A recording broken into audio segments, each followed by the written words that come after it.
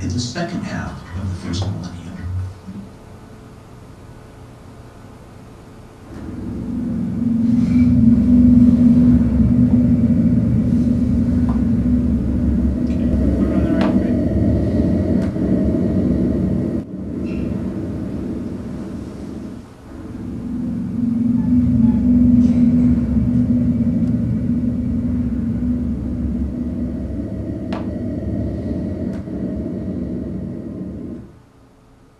There are those who believe that life here began out there, far across the heavens, that gods who once walked with man first walked on other worlds.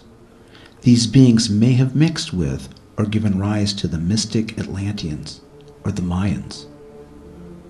The famed emerald tablets of Thoth that hold the keys to all knowledge of life and death tell the tale of the spread of the Atlantean people following the destruction of their island. Some spread to lands of the Maya, where they retained the ancient ways long after any memory of their origin had left them.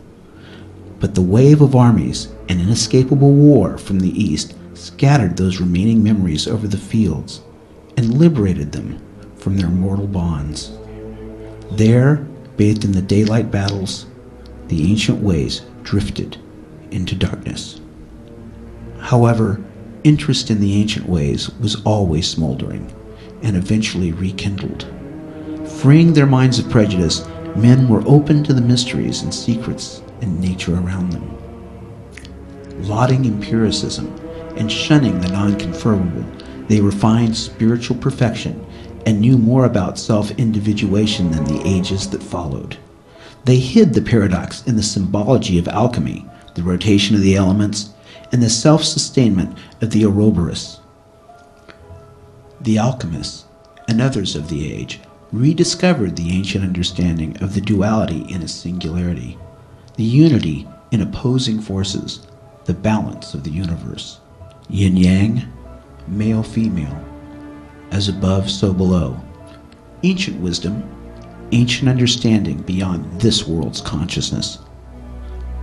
So some believe that there may yet be brothers of man who even now watch this world keenly and closely, drawing plans. Such ideas passed from age to age, but they bore particular significance in the age when man himself discovered that the sky was not the sole territory of the gods. The mystery of faith was reworked. As man is, God once was. As God is, man may be. And some were eager to pounce upon this open invitation.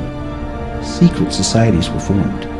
Plans were made. Minds were washed. And although the men who would be gods were vanquished before their plans could be fulfilled, none can be certain that messages weren't sent, or that chariots weren't completed, though many speculate. Some call these ideas fiction and fancy, finding it easier to believe instead the scientific observations that our universe exhibits the characteristics and appearances of a mere hologram at the subatomic level. Real or imaginary, it makes no difference so long as there is a deadly serious belief to its defense. And all beliefs will be put to the test on December 21st, 2012. Just before sunrise, as the warm light of the sun starts to threaten the sky, the Milky Way will lie flat along the horizon in the form of the Ouroboros. The light of Venus as the morning star will fade, and the sun will lift itself up and rise out of the serpent's mouth bearing death tonight. An age will come to an end, another will begin, and a countdown to a chain of events that exists only in the wildest of imaginations will start ticking. In the seventh hour of the great work, in golden relation to the first, the white road will rise, and a portal will open in the skies. The prophecy will be fulfilled, but what will we find? Illumination, destruction, or duality?